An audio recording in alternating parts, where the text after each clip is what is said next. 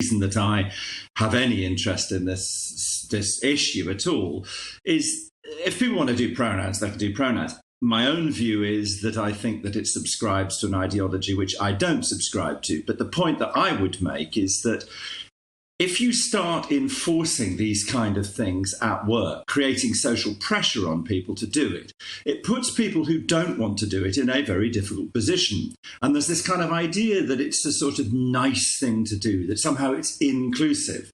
Well, it isn't actually. It's very divisive because there are lots of reasons why people don't want to do it. So particularly, there are large numbers of women who say, well, I don't have a gender identity that's separate from my biological sex, so I don't feel the need to somehow express a gender identity. There are many women involved, particularly in academia, for instance, who don't want to state that they are female because it disadvantages them in terms of their research, their citations, and getting published.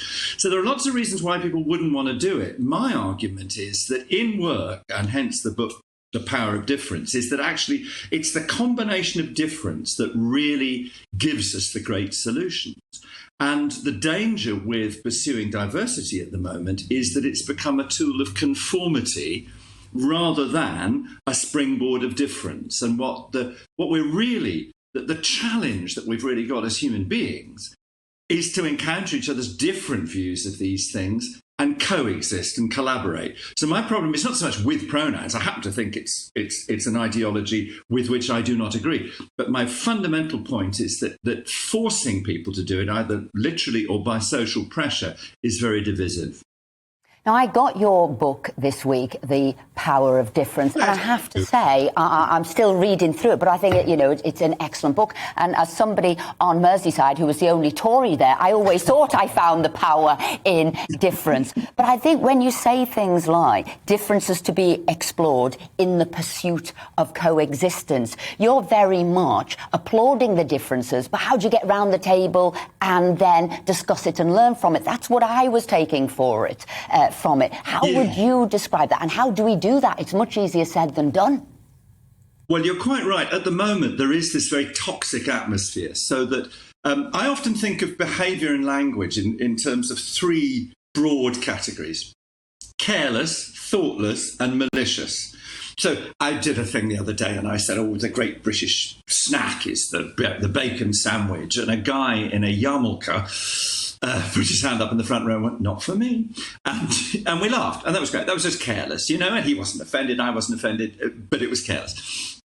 Thoughtless is where all the ambiguity sits. Malicious we know about. That's when you attack people, you use your language in a hostile way.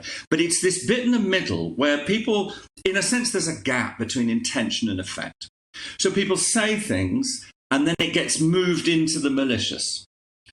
I think what we've got to try and do is take a step back there. So at work, for instance, the key thing, and I argue this in the book, is that we need to tell each other our stories. We need to understand who each other are. I mean, I think you two are married, are you not?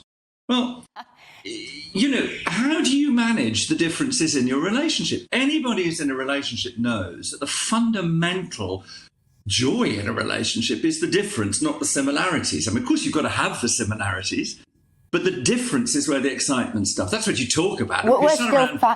Simon, we're still finding the power in our differences. There's a lot there. Well done, you. But I mean, if you went out to supper last night, my husband and I went out last night.